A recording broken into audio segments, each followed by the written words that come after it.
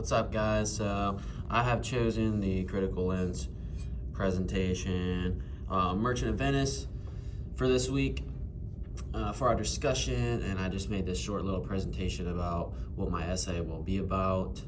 And I chose Alan Sinfield's How to Read the Merchant of Venice Without Being Heterosexist. And this is a 15-page criticism of William Shakespeare's 16th century play. So The Merchant of Venice is a really popular play that details a lot of relationships that are formed, and it's a really good story about relationships. Like I've said, it's about like the dealings of money, and there's themes of like heterosexual and homosexual relationships. So Alan Sinfield, he has a 4-part essay, and I'm just going to discuss what I am going to really write about. So in my introduction, I'm going to just start off by introducing what my paper will be about, and then and then what my thesis is. So my main idea is that The Merchant of Venice is a play through its characters shows a heterosexist view of relationships, and through the entire text represents the marginalization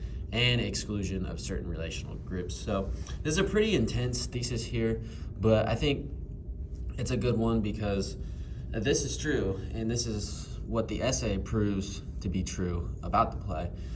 There's many situations and many quotes that can back up this heterosexist view, and what Sinfield tells us to is how do we approach this essay without having heterosexism. So how do we not favor straight relationships? How do we make sure that certain groups on the LGBTQ plus community, how do we make sure that they feel included in some way? And it's hard to do that sometimes because this play was written so long ago. But we're going to be viewing that, and then the marginalization and exclusion of certain groups. How do certain groups feel separate or as if they are like an out group from the major? So that's what we'll be looking at.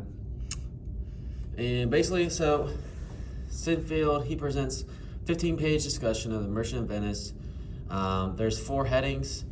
I picked this essay mainly because he did this in his essay.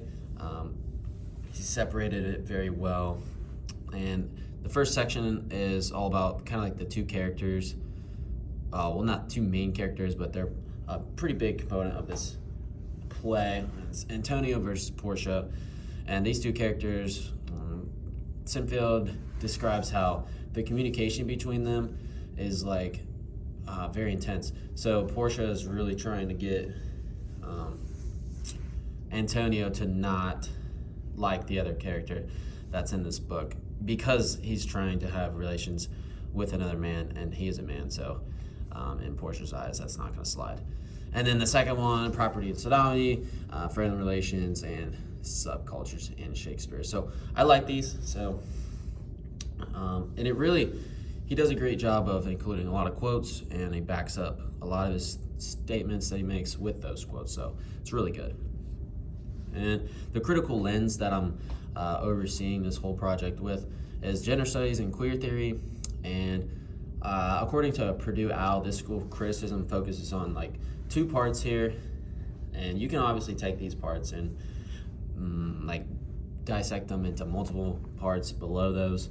But it's all about exploring issues of sexuality, power, and marginalized populations. So what that means is, what are the issues that the text presents about sexuality, different power groups, and then marginalized populations, which would be those groups that are not respected as much, and so they receive different treatment. And then this second one is, what are the politics?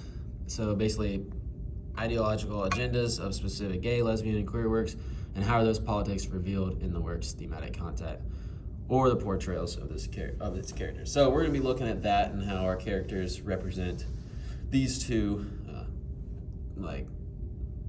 criticisms. So these 2 topics in the overarching criticism. So and then a main question I may ask in one of my paragraphs is, would you ever consider homosexual relations being a major problem in literature?